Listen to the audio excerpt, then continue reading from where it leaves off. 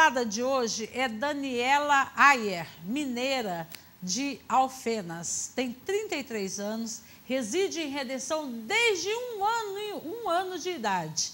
Ela é psicóloga e mãe de Marco Antônio e o Yuri. Seja bem-vinda. Obrigada, né, mais uma vez pelo convite estar aqui com vocês. E é pela primeira vez, na verdade, eu venho falar um pouco, tanto com as mães, quanto um pouco da minha história, né? Da sua vida. Da minha vida. Então, muito obrigada pelo convite. Para mim é uma honra. Depois eu quero que você me ajude a trazer tua mãe aqui para bater um papo comigo. Ah, na hora. Teu pai, eu quero trazer todo mundo aqui no meu programa. Todo mundo, não, com certeza eles vêm. Ô, Daniela, eu queria que você falasse para a gente, você veio para a Redenção, você tinha 1 aninho, né? E eu falar um pouco da sua infância, adolescência, porque depois você saiu para fora, fez faculdade, voltou para a Redenção. Isso. E também a criação que você teve. Certo, então, eu falo que eu nasci em Alfenas, né? Porque com 1 ano de idade, meus pais tomaram a decisão de vir para a Redenção direto, já veio aqui para o município. Então, desde 1 ano de idade, na verdade, eu sou paraense, né? Eu sou redencense. Com 1 ano? Com 1 ano de idade, eu fui educada aqui, fui criada aqui. Eu sou a segunda filha de 3, né? Então, meus pais têm 3 filhos, eu sou a do meio, eu sou a segunda. E foi uma infância fantástica. Quando eu cheguei aqui, eu não me lembro muito bem, né, porque eu era muito criança, 1 ano, mas as memórias que eu tenho da minha infância foram memórias fantásticas, porque quando eu cheguei não tinha energia, não tinha asfalto. Eu lembro muito que tinha uma aldeia ali, onde é o Buriti hoje, né? O Buriti perto ali da ABB. A ABB era longe. Longe, muito longe, mas assim... A diferença entre eu e a minha irmã é 1 ano e 4 meses. Então, a gente sempre foi muito companheira, muito parceira e também muito agitada, muito custosa, fugia de casa. Mas era tudo muito saudável, né? Então, a gente ficava no meio da aldeia com os índios Caiapó. Nós éramos amigas dele, tomava banho no rio, naquele riozinho que passa ali no Buriti, né? Que muita gente não sabe que passa aquele riozinho ali, tem uma grota. E era ali, nas chuvas, a gente descia as enxurradas, pulava o muro de casa para poder ir para a rua. Então, foi uma infância muito ativa, muito feliz, muito alegre. Era uma cidade muito pequena. Hoje todo mundo conhece todo mundo ainda, mas bem menos que na época, né? Na época todo mundo se conhecia. Todo mundo. Apesar de ser uma época de garimpo e diziam que era uma época difícil e perigosa, eu não via isso. Eu era criança e via um mundo fantástico na minha frente a ser explorado. E a minha mãe também foi uma mãe muito presente, muito presente. Tanto minha mãe quanto meu pai, né? Meus pais foram muito presentes. E hoje é uma avó muito presente. Até hoje são muito presentes, tanto na nossa vida quanto filho, quanto na vida dos netos dos meus filhos e da filha da minha irmã. Então, eles são muito presentes na nossa vida. E, por mais que a gente fugisse, ela sabia exatamente onde a gente estava. E ela tinha, né? A minha mãe foi uma das primeiras lojas de roupa que teve em Redenção, de multimarca. Foi da minha mãe. Meu pai é um dos primeiros engenheiros civil que teve em Redenção. Então, não adiantava a gente também querer fugir e não saber quem a gente era, que todo mundo... é lá na Tatiela, né? A famosa Tatiela. Será que ela está assistindo a gente? Eu falei que eu vim aqui para eles assistirem. Eu falei que a gente ia conversar. Um beijo, então, para a Elga e o Dulcídio, são os pais dela, da Daniela, e eu espero recebê-los aqui em meu programa. Então... Antes da gente continuar, eu quero te entregar um presente aqui, que a Cláudia Bieca, lindo. A Cláudia Bieca do Cantinho da Arte e a Angra, os docinhos aí da Angra. Olha. Elas estão presenteando minhas entrevistadas essa semana, muito, né? lindo. Um presente Adoro pra doce, mamãe. muito obrigada. Fazer aqui agora o merchan para as meninas, porque eu achei de uma iniciativa assim muito bela da parte de vocês, de fazerem o brinde aqui para minhas convidadas. Muito obrigada. Muito linda, cara. A ideia não partiu de mim, partiu da Cláudia Bieca. Eu falei, opa, muito obrigada. E eu sou apaixonada por caixa. Pois é, linda, Muito né? obrigada. Linda. Então, Cláudia Bieca, você quer encomendar alguma coisa? Ela tem de tudo lá. O Cantinho da Arte fica na Maria Ribeiro, né, no Centro de Redenção. E anota o telefone dela, qualquer coisa, ela te mostra as peças aí. 99241-0596. 99241-0596. E o bacana da Cláudia é que ela tem essas peças, vamos dizer, cruas, sem o artesanato em si. Ela vende para você que faz artesanato e é uma dificuldade para conseguir, às vezes tem que buscar lá fora. E a Cláudia tem a pronta entrega, tá bom? E agradecer a Angra Galati, que fez aí os doces, que são maravilhosos. Muito obrigado, Angra. Se você quiser encomendar os docinhos da Angra, 99207-2418. 99207-2418. Beijo, meninas.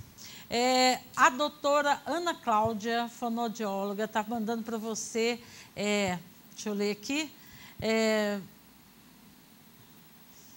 amei seu look hoje, lindo, muito obrigada. Sou fã da Dani, doutora Daniele Ayer, manda um meu beijo para ela.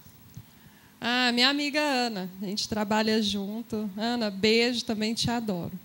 Ela é um amor de pessoa, né? Adoro. Boa tarde, Thelma. Manda um beijo para Daniela Ayer, para Elga, Tatiane e Marco Antônio. Estudou no Objetivo com meu neto, João Gabriel. Gosto muito dessa família, do Murilo também. Meu nome é Nilva. Dona Nilva. Um abraço, dona Nilva. Então, nossos meninos, né? O Marco Antônio, que são os mais velhos, porque hoje eu já tenho mais um, mas o Marco Antônio e o Murilo, que é o da minha irmã, já estão ficando um pouco famosos também, né? Por serem despachados, falantes, meio parecidos com a mãe. Comum, né? É verdade, meio parecidos com as mães, né?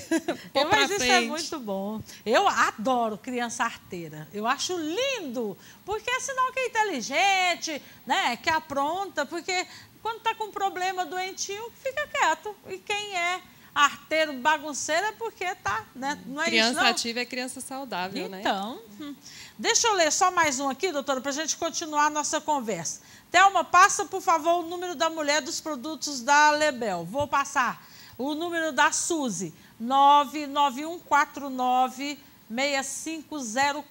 99149-6504. Ok? Não esquece de colocar dia 22, o seminário.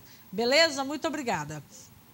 Bom, aí você estava na parte da sua infância e adolescência. Então, a minha infância teve os percalços, como toda infância. Na verdade, uns diferentes percalços na infância que a maioria não tem, né? Que eu tenho um problema auditivo, que começou na infância, inclusive já dei... A Ana me convidou, que ela a fonoaudióloga, que a gente acabou de mandar um beijo para ela. Então, eu tive um problema muito sério na parte de audição, de maxilar, que eu tive que aprender a lidar com isso. Mas como eu sempre fui uma criança muito ativa e eu ultrapassava muito essas dificuldades, isso não foi um problema para mim, também a minha família nunca tornou isso um problema para mim. Então não dificultou, né? Não tornou, não dificultou, porque eu tenho deficiência auditiva, os aparelhos nos 2 ouvidos. Acho que a minoria das pessoas sabem, né? Eu não sabia. Pois é, eu tenho e então a minha adolescência também veio junto com essa questão. Por isso que eu falei que a minha família não tornou isso um problema para mim, porque para mim não é um problema. Nunca foi, nunca será.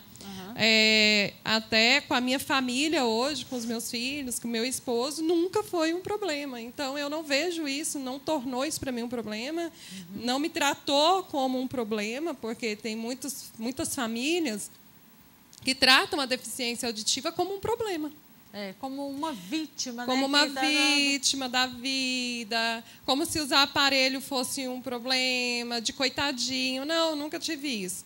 Então, isso também fez parte da minha vida na infância. Eu comecei, aos 12 anos, eu comecei a usar aparelho auditivo, nunca tive problema com isso. Foi uma adolescência, à medida do possível, tranquila, mas também com todos os seus percalços de adolescente, com todas as rebeldias, com tudo que eu tinha para estudar. Aos 14 anos, aqui tinha o ensino médio, mas meus pais optaram por encaminhar eu e minha irmã para fazer o ensino médio, voltar para Minas Gerais, em Alfenas, para estudar. Até aqui não tinha faculdade, né? Então, eles queriam que a gente terminasse o colegial e já cursasse a faculdade. Então, com 14, eu fui para morar com os meus avós maternos, e lá fiquei até me formar. Entrei muito nova na faculdade, com 15 anos eu já estava dentro da faculdade. Completei 16 dentro da faculdade de psicologia.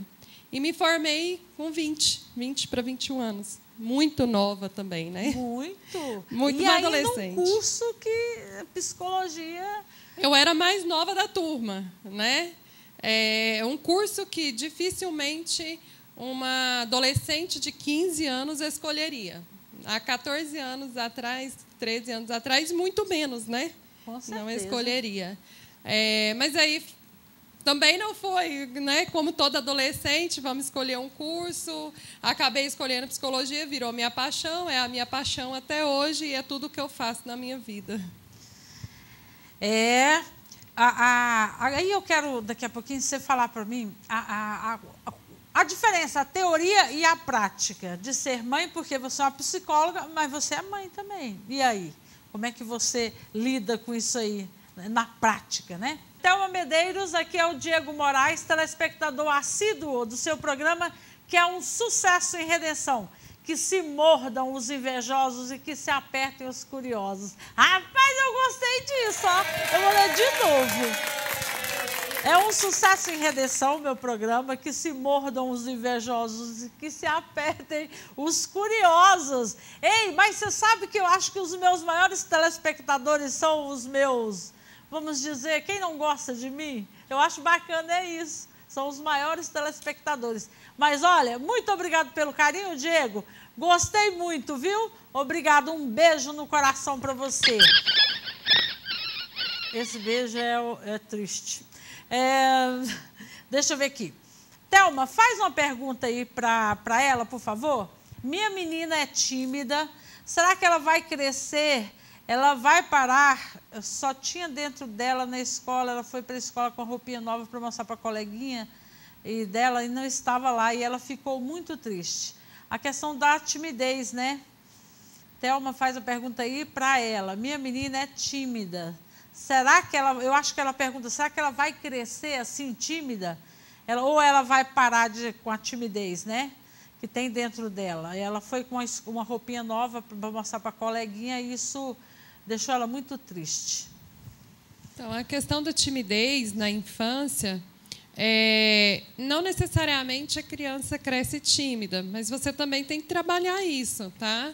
Tem que ajudar a criança, tem que, na escola, envolver elas em atividades, que ela se apresente, que ela fale em público, incentivar ela a mostrar essa roupa para a amiguinha, mostrar que ela não precisa ter vergonha, ajudá-la. Mas, ao mesmo tempo que você vê que é uma timidez que interfere na vidinha dela, é bom procurar ajuda, né? Se você não conseguir ajudar, se você vê que já tentou e ela não consegue, né, sair um pouco dessa timidez, é bom procurar ajuda, tá? Mas, se isso não for trabalhado na infância, com certeza ela vai levar isso para a vida adulta, para a adolescência e para a vida adulta.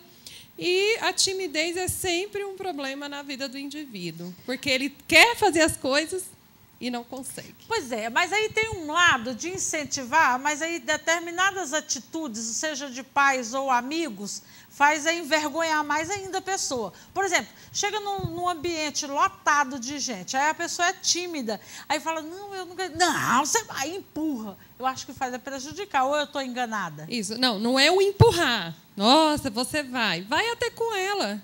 Né? Vai com ela. Não, eu vou lá com você.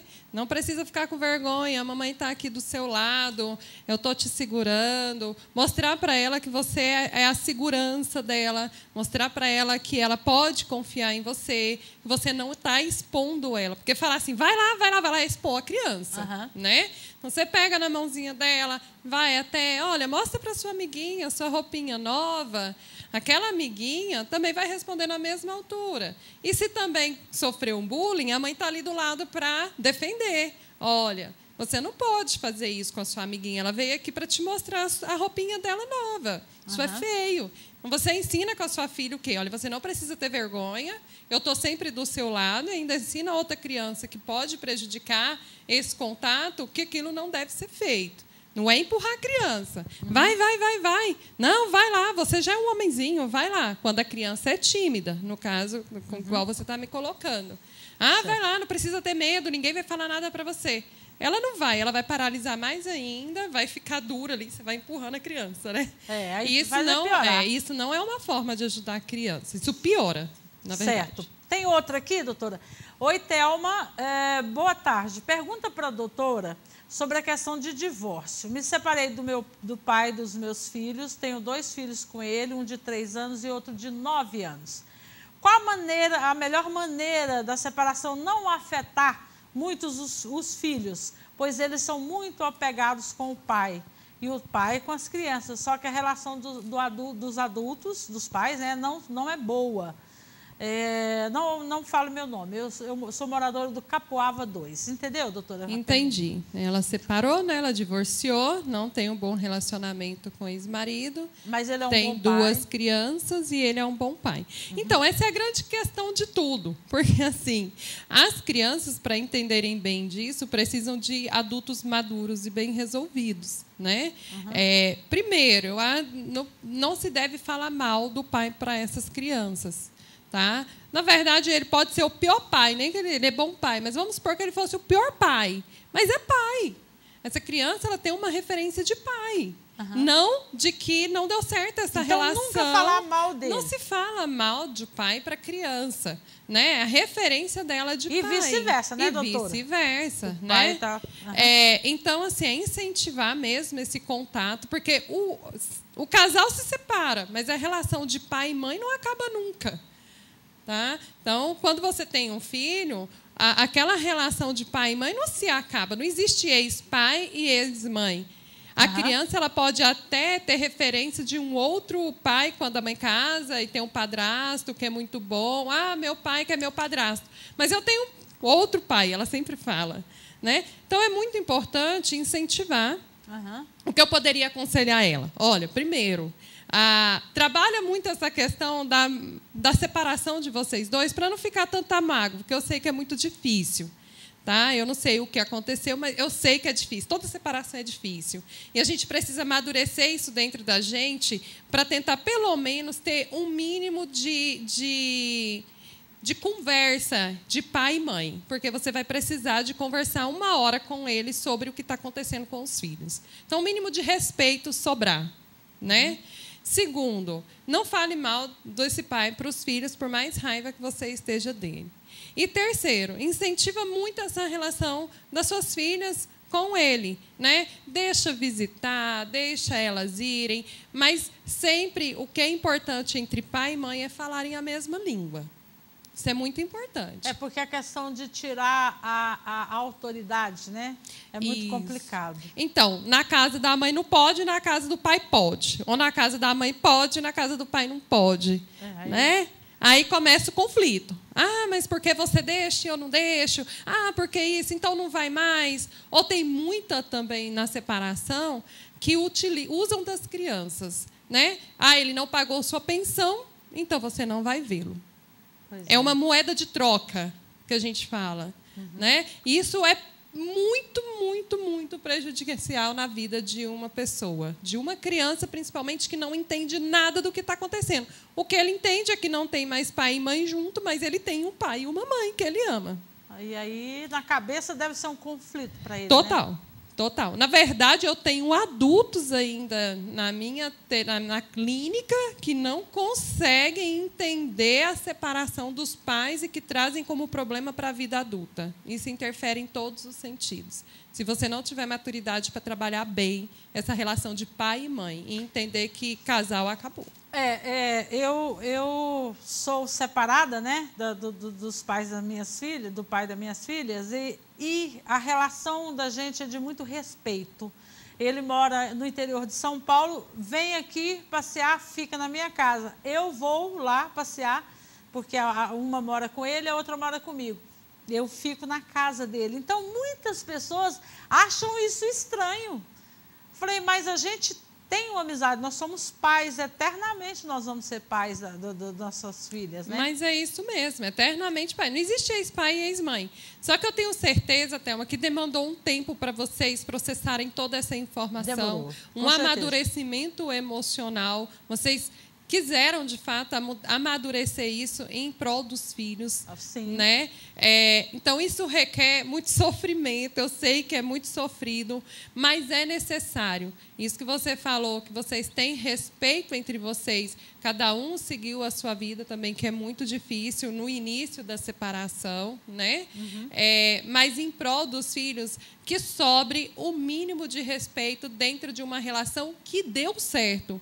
Porque deu certo durante um tempo. 22 anos. Pronto, deu certo. Deu. E tudo tem fim. Tem. Nem que seja com a morte. Uhum. Não é? Vamos supor que você ficar 50 anos, ele morreu e você ficou. Não acabou? Sim. Acabou. Então, tudo é ciclo, tudo tem fim. Então, acabou. Deu certo enquanto estiveram juntos. Ok. Agora, mantenha o mínimo de respeito. Isso aí. Como você consegue conciliar? Porque hoje a coisa mudou tanto que antigamente a mulher, a maioria, eu diria que até todas eram donas de casa, né? E tinha ajudante. Hoje a gente tem que trabalhar para fora e ajudante está difícil para auxiliar a gente, né?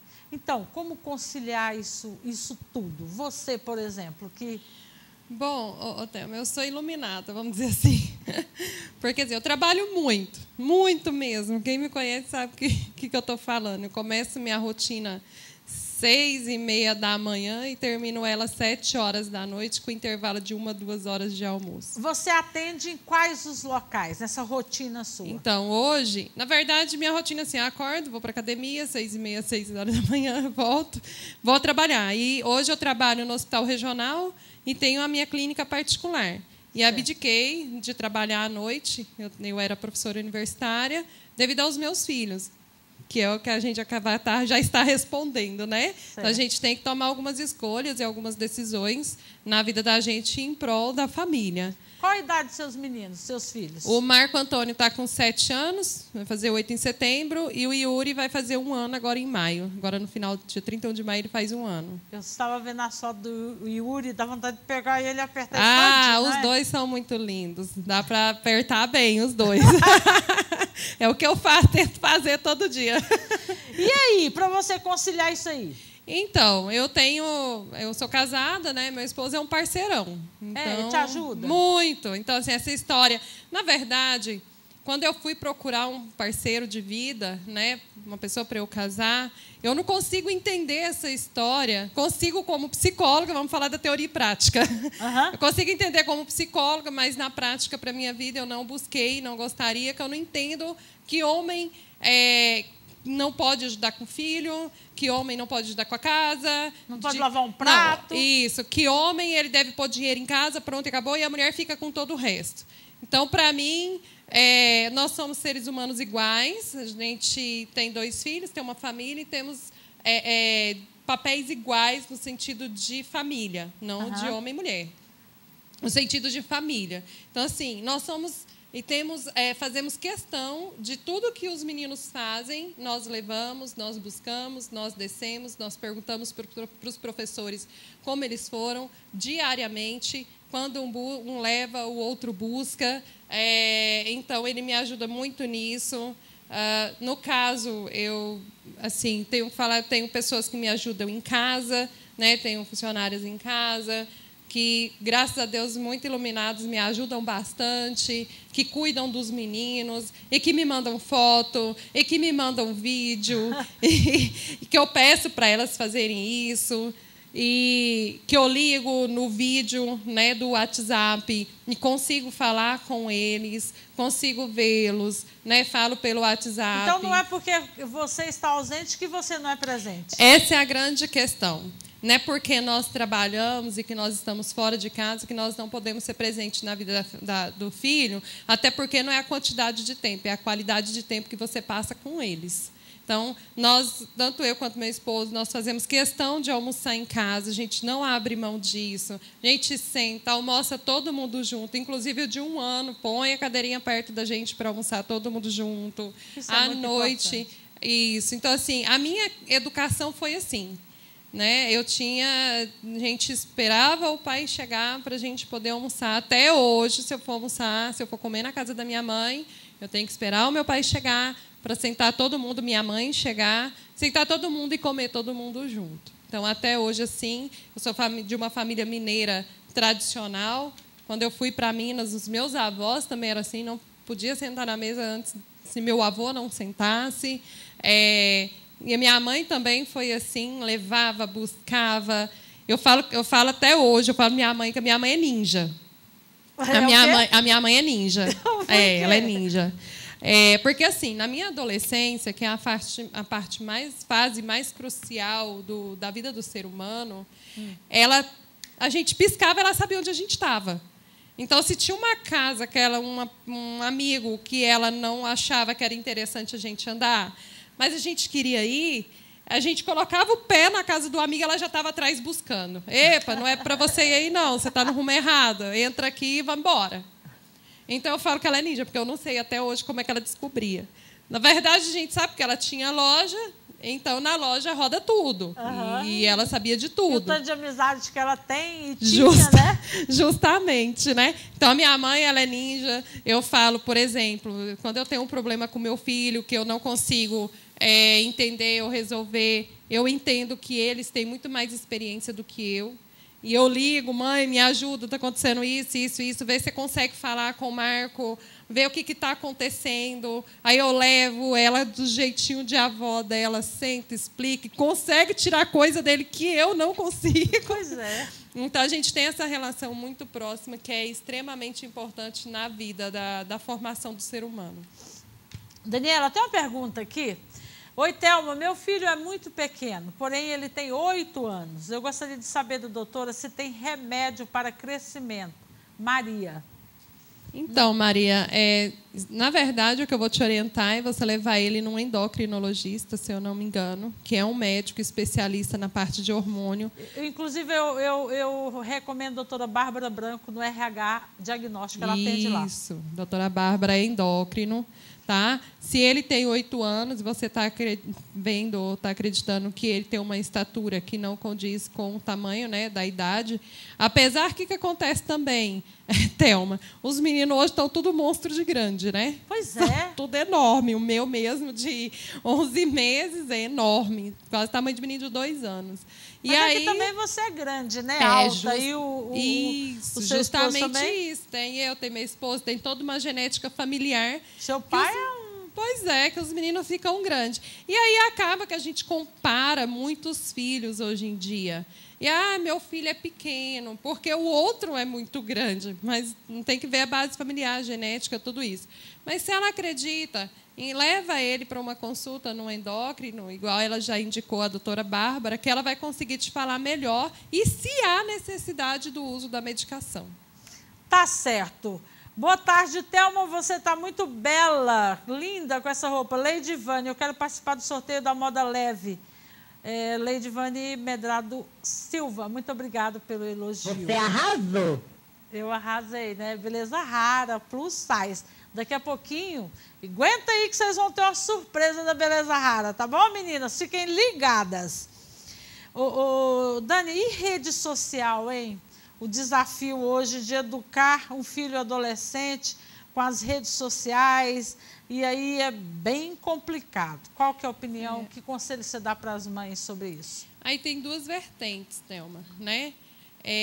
Hoje nossos filhos, eles nascem na tecnologia, eles são da era da tecnologia, não tem como a gente proibir o acesso deles à tecnologia ou que eles não vão ter o acesso à tecnologia, porque todo lugar tem. Então, a gente tem que ensinar eles a lidar com as redes sociais, com a tecnologia. Vamos voltar um pouco na infância, que ela é primordial. Hoje você vê crianças, bebês, com o celular, com o tablet. A facilidade para eles mexerem. Com o dedinho, né? Eu estava falando, meu menininho de 1 ano vai com o dedinho. Mas, ok, nós vamos proibir ou não vamos ensinar ou não vamos dar? Não é o no meu ponto de vista, e também tudo que eu já li da psicologia hoje em dia, não é o caminho, né? Mas nós temos que ensinar eles a usar. Então, por exemplo, comprar um tablet para uma criança de 1, 2 anos, para que ele fique vendo desenho, e ele fica ali 1 hora, 2 horas, 3 horas, é o correto? Eu acho que não. Para ninguém. E muito menos para uma criança de 1, 2 anos. Então, hoje, o que a ciência tem estudado é para a gente não deixar com que as crianças tenham grandes acessos ilimitados até os 4 anos de idade. Certo. A gente não dá um telefone, não dá um tablet até os 4 anos de idade, mas também não proibir, a gente mostrar, a gente ensinar. E, sim, de vez em quando pode, não tem problema nenhum. Agora, acima de 4 anos, como é que nós fazemos? Também, pela psicologia e como mãe, eu vou falar teoricamente e como mãe, o que eu penso, é que tudo tem que ter limite. Tudo tem que ter regra, limite dentro de casa. Hoje, para uma criança acima de 4, 5 anos e um adolescente, o que é colocado, o ideal é deixar 2 horas na frente de uma tecnologia. Seja na frente do videogame, seja na frente das redes sociais, 2 horas. Estou falando de você ficar à frente, porque tem menino que passa uma tarde toda no videogame. É bom? É bom para quem? Para a mãe, para o pai que quer descansar, para a babá que não quer olhar, para a mãe que vai trabalhar e não sabe o que a criança está fazendo, então não dá. Se você não sabe o que seu filho está fazendo, não dá.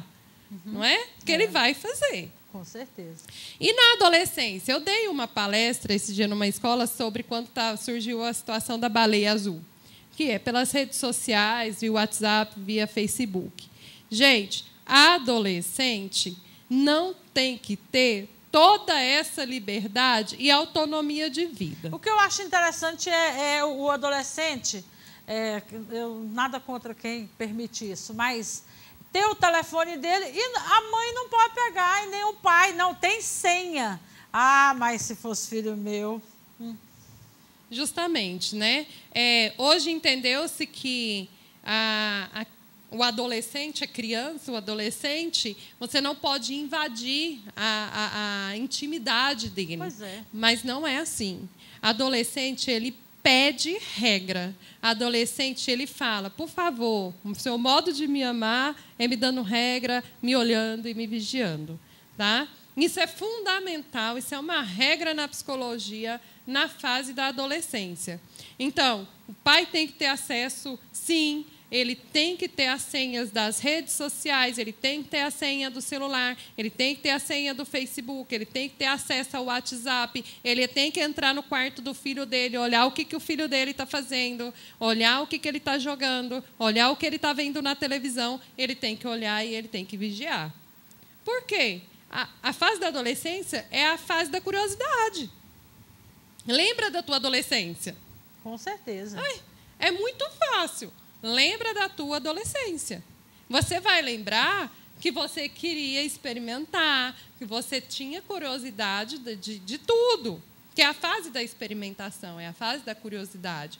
Então, se você não for colocando os limites, se você não for se aproximando do teu filho, se você não for mostrando para ele que tudo na vida tem esses limites, essas regras, ele vai entrando e você não sabe onde ele está. Daniela, tem um vídeo que rolou nas redes sociais, inclusive eu postei o vídeo, e nós temos o vídeo aí, eu queria... Não tem?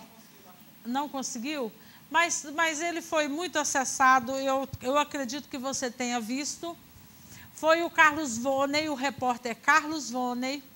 Ele tem uma obra ali próximo, um local ali próximo do prédio da prefeitura, e esses adolescentes que deveriam estar nas escolas, não estavam, e estavam lá.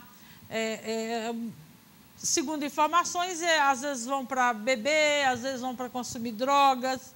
E aí, o que eu notei? Por que eu estou tocando nesse assunto com você? Porque foi muito polêmico e até hoje está sendo polêmico. O vídeo foi muito visualizado. Quem quiser ver, é só entrar no Thelma Medeiros 2, no meu Facebook, que tem lá.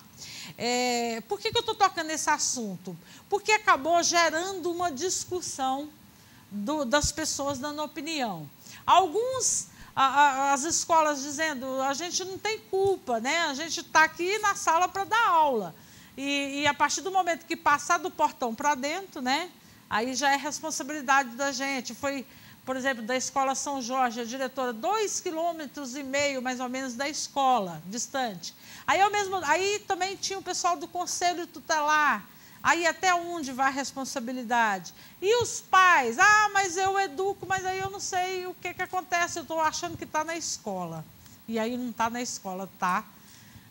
Né? Então, até onde eu soube, a promotora de redenção pediu medidas para resolver este problema. Qual é a sua opinião sobre tudo isso? Você assistiu o vídeo? Assisti, eu acho que até passou, não passou? Num dos programas aqui, se eu não me engano, mas assisti sim. Bom, eram adolescentes, pelo que eu me lembro, né, que estavam menores. Lá. Primeiro, vamos entender um ponto.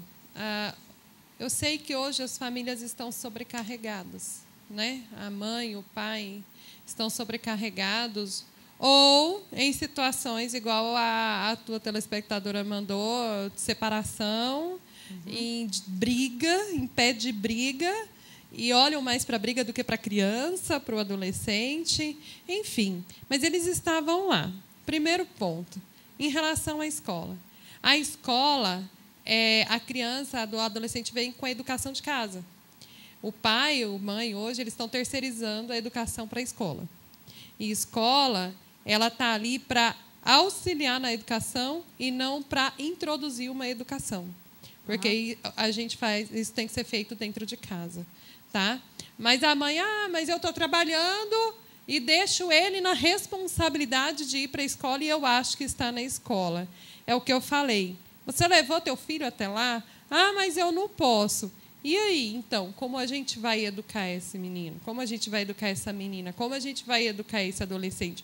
A gente vai terceirizar isso, então, para o poder público? Né? E o poder público hoje nosso está falido. Em todos os sentidos, ético, moral. E aí? Só que o poder público tem esse papel?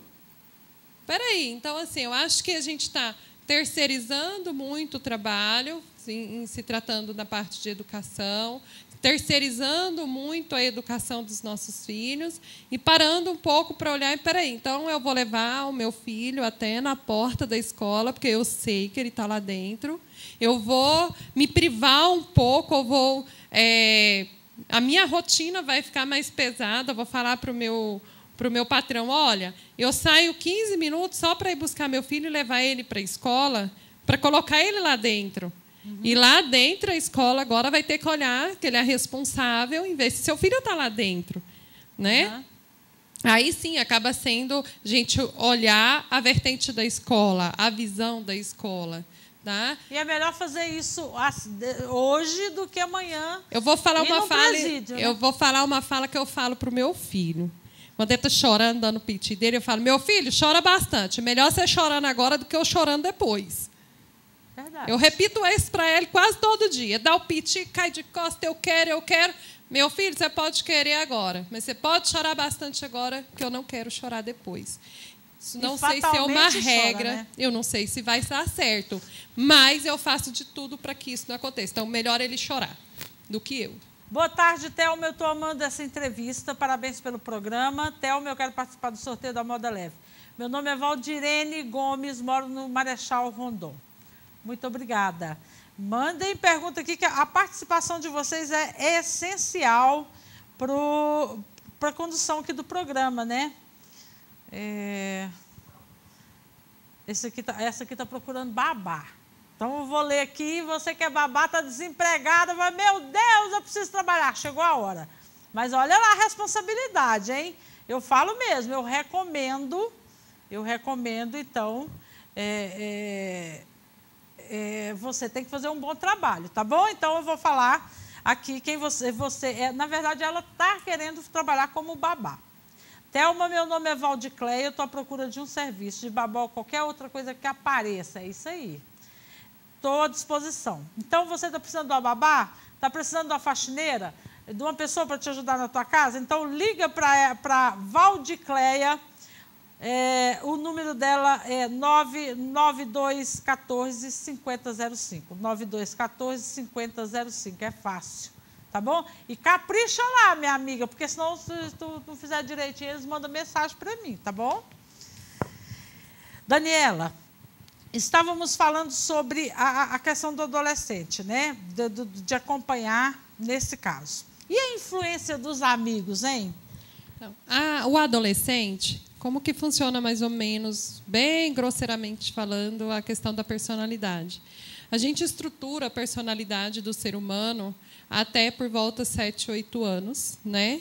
E ele vai caminhar ali para a fase agora da pré-adolescência, adolescência, 10, 11, 12 anos, ali a pré-adolescência, entra na adolescência. A adolescência é uma fase de ressignificação dos valores que os pais puderam incluir. Ou seja, ele vai começar a questionar. Por que eu não posso? Por que você faz desse jeito? Então, ele está nessa fase. Por que eles questionam? Porque é só questionando que eles vão ter base para a vida adulta. Você já viu algum adulto levar de pronto, ou que você falar, não, pronto, eu vou fazer desse jeito porque você mandou? Já viu algum adulto fazer isso? Não. Mas onde que ele ressignifica isso? Na adolescência. Na adolescência, você vai reorganizar os seus valores para a sua vida adulta. E a ressignificação ali na fase da adolescência, ela está incluindo muito o meio social, o ambiente. E esse meio social, ele inclui o amigo. Ou seja, o pai e a mãe não, na verdade, vão ser questionados pelos seus valores, né? Ser extremamente importante, mas, ao mesmo tempo, agora, ele tem um outro que fala a mesma língua dele, que é o amigo. Tanto que você vê que eu falo que adolescente anda de bando. Você pode ver que eles andam de bando, que eles usam a mesma roupa, a mesma maquiagem, andam do mesmo jeito, fazem as mesmas coisas. Então, aquele que não quer fazer é taxado de chato, de bobo, e N outros predicativos que eles dão, né? E aí, para eu não ser excluído do grupo, o que eu faço? Faço a mesma coisa. Assim, para experimentar bebidas, drogas e tudo, né? Tudo. Qual que é a importância, então, total da família quando eu falei das regras, de não ter toda essa autonomia, essa liberdade? Porque é neste momento que ele está ressignificando valores que você, quanto pai e mãe, com suas regras, com seus conselhos, com sua amizade, com a sua permissão também, vai mostrar para eles que ele não precisa fazer tudo o que aquele grupo está fazendo. E mostrando para ele que aquele grupo está indo pelo caminho errado, que tem grupos mais saudáveis, que ele pode ser aceito naquele grupo. Ou que ele também pode questionar o porquê que aquele grupo está fazendo daquele jeito. Mas ele sabe isso quando você, pai e mãe, começar a ser com as suas regras mais claras, onde você consegue orientar o seu filho, onde você consegue ir onde ele está, que aí ele vai entender, opa, peraí, tudo bem que eu estou questionando meu pai e minha mãe, mas eles são as pessoas mais importantes para mim. Se eles estão falando, alguma coisa tem aí. Então, deixa eu pensar. Tá? Então, é de extrema importância. Por isso que o adolescente acaba experimentando, e principalmente experimentando o que não deve experimentar. Mas existe uma fórmula para educar filho? Ai, se tivesse, né? A gente ia fazer um manual de pai e mãe. Porque cada personalidade é... Justamente. Cada personalidade, cada criança, cada ser humano é um. Isso que me fascina os olhos dentro da psicologia, né? Lidar com essas diferenças. A gente tem esses estudos que nos relatam e nos falam que dá certo com a maioria das pessoas. Então, as regras para a maioria dos adolescentes dão certo, sim. Mas vamos ao contrário. Aquele adolescente extremamente retraído dentro de casa que não te dá trabalho nenhum. E aí vai para a rua? Não, aí você fala assim, meu filho é ótimo, ele não sai de casa. Mas, de repente, seu filho tenta suicídio. Mas seu filho era quietinho, tirava nota boa, caladinho, ótimo, não perturbava meu sono, não sai de casa, não faz amigos, não anda com pessoas ruins, que a gente acha. Aí, por que meu filho tentou suicídio? Por que meu filho, então, foi jogar a baleia azul? Olha só, estou te dando um oposto, né? Então, assim, como não tem a regra que eu falo é você tentar ser o mais próximo do seu filho. É você tentar ser o mais amigo do seu filho, né?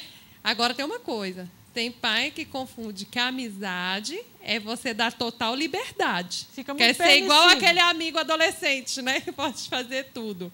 Mas não. E o outro que é regra, muito regra mesmo, é que você tem que dar exemplo. E aquele filho ou aquele adolescente que em casa é todo comportadinho, todo certinho, não pisa no sofá, tudo direitinho, mas quando ele sai, meu Deus, ele apronta que a mãe fica até assustada porque desconhece aquela criança. É outra pessoa, né? É outra pessoa. Na verdade, ele já entendeu que da forma que ele comporta dentro de casa, ele ganha tudo com a família. E então ele pode fazer o que ele quiser na rua, que quando ele está dentro de casa, a família vai. Mas ele faz tudo correto, e então a regra é fazer tudo correto, eu posso fazer tudo. Por isso que eu estou dizendo, o ideal é você acompanhar seu filho em todas as atividades. Vou te dar um outro exemplo para ficar mais claro. O pai que sabe que o filho vai mal na escola, nos estudos, só pela nota da prova. Uai, mas por que você tirou nota ruim? Eu vejo você todo dia em cima do caderno, papapá. Algum dia da semana você parou, desceu e perguntou para o professor? Você podia ter ajudado seu filho antes? Você podia ter perguntado para ele se ele está com alguma dificuldade? Ah, mas ele não me falou. Então pergunta para a escola. Vai na diretoria. Como é que está meu filho? Como é que está meu filho? Para lá um pouquinho. 5 minutos do seu tempo vai ajudar muito seu filho. Mas o que acontece? Eu estou com pressa. Pego o meu filho e tchau. Se a professora não me chama, está tudo certo. Se a professora me chama, opa, aí eu paro para ouvir. Então, é no cotidiano, é no dia a dia. É no dia a dia que a gente vai fazendo a nossa presença na vida dos filhos. Eu vou ler a última mensagem aqui. Thelma, eu estou amando a entrevista de hoje com a doutora Daniela Ayer. Sempre penso que o índice alto de marginalidade é exatamente a falta de limites. Boa tarde. Que pena, não tem seu nome aqui, mas ela, você entendeu? Pensa sempre que o índice de criminalidade... O aumento da marginalidade está na falta de limite. Olha, são tantas questões sociais que estão dentro da marginalidade que a gente não tem como falar que é só a falta de limite. Mas é uma das. É uma das. A gente está deixando o nosso jovem com muita liberdade. Eu falo que muita liberdade vira libertinagem, né? Muita liberdade vira libertinagem. Eu posso fazer o que eu quiser, do jeito que eu quiser, da forma que eu quiser, sem orientação. Mas, assim, é uma das, não é a única, porque existe um quadro social muito grande ao redor desse adolescente. E nem diz a minha mãe, né? Nossa Senhora, eu fico preocupada em vocês terem filho nessa época, porque a gente não tem domínio de tudo. Quando eu estava com 1 ano de idade, que eu cheguei e não tinha energia, ela tinha domínio muito mais do que eu hoje em Redenção, com um de 7 e um de 1 ano, com certeza. Daniela, antes da gente encerrar, eu vou fazer um bate-bola rapidão contigo para a gente encerrar e você fazer suas considerações finais. Tá certo. Qual que é a sua maior qualidade? Olha, difícil, mas eu sou muito persistente. E qual que é o seu maior defeito? Meu maior defeito? Olha, meu marido hoje me diz, esses dias tem me dizendo que eu sou muito... Como é que eu vou te falar?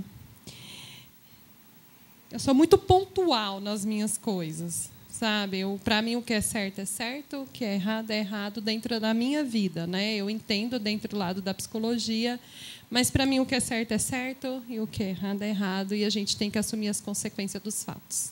Se você não fosse psicóloga, você seria o quê? Médica, eu faria medicina. Na verdade, foi a minha primeira opção, aí depois eu, por algum motivo da vida, eu tive que fazer terapia, e me fascinei e fui fazer psicologia. Mas, assim, hoje, na verdade, eu não me vejo fazendo outra coisa porque já tentaram me tirar da psicologia N vezes.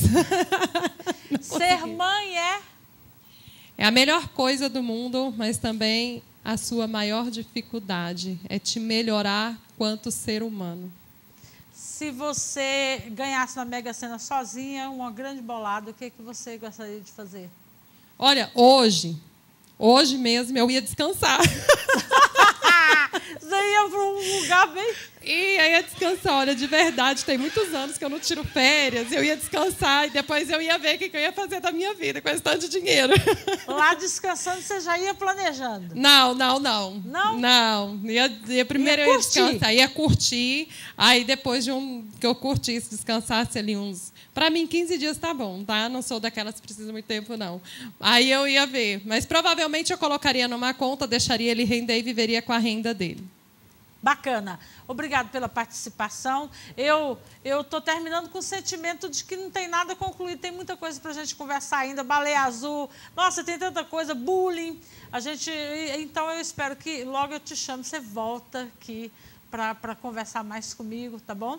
Muito obrigado pela participação. Fique à vontade aí para passar seu contato, endereço da tua clínica. Pode fazer seu... Muito obrigada. Primeiro, assim, muito obrigada por você ter me chamado, me convidado. Estou sempre à disposição. Adoro bater esses papos, que é a única forma que a gente tem de chegar a outras mães, de chegar a outras pessoas com dúvidas, assim como eu também sou cheia de dúvidas, apesar de ser psicóloga. Hoje, o meu atendimento, eu tenho uma clínica particular que fica ali na Santa Teresa, perto do R2, ao lado do Açaí Sensação ali, né? O telefone é 99124-3181. Eu sou psicóloga, terapeuta cognitiva comportamental, que é focada em resoluções de problemas. Nosso foco da terapia cognitiva comportamental é na resolução de problemas, de formas mais imediatas, tá? Quem precisar, eu estou à disposição. E a minha única consideração a gente, quando, por algum motivo maior da vida, nos é dado um filho, uma criança, eu vou falar quanto mãe, assuma o papel de mãe. Assuma o papel de mãe. É diferente você ter um filho e é diferente você assumir o papel de mãe. Assumir o papel de mãe é você ter todas essas responsabilidades que a gente conversou aqui agora. É abdicar de muita coisa em prol do outro. Em prol de um outro que não escolheu. E que você tem que escolher. Porque é uma escolha ser mãe. Não é uma escolha... Depois que você está grávida, você tem a escolha de tirar? Ok, quem tem a opção, não julgo. Mas quem escolheu tê-los, também faça a escolha de ser mãe com todas as suas dificuldades, porque não é fácil. E a escolha de ser mãe tem que abrir mão de muita coisa. É cansativo, é difícil, não tem fórmula pronta. Mas eu sempre digo o seguinte para minhas pacientes: esgotem todas as suas formas de ser mãe para qualquer situação, porque o que vale é ter a tentativa, é você ter o sentimento de que você fez tudo o que teve ao seu alcance quanto mãe. E, na verdade, a gente não tem limite para mãe, ou seja, tudo vai ser pouco. Então, assume o papel de mãe. E eu agradeço muito você aqui comigo. Tchau, Redenção. Vestido velho da mulher.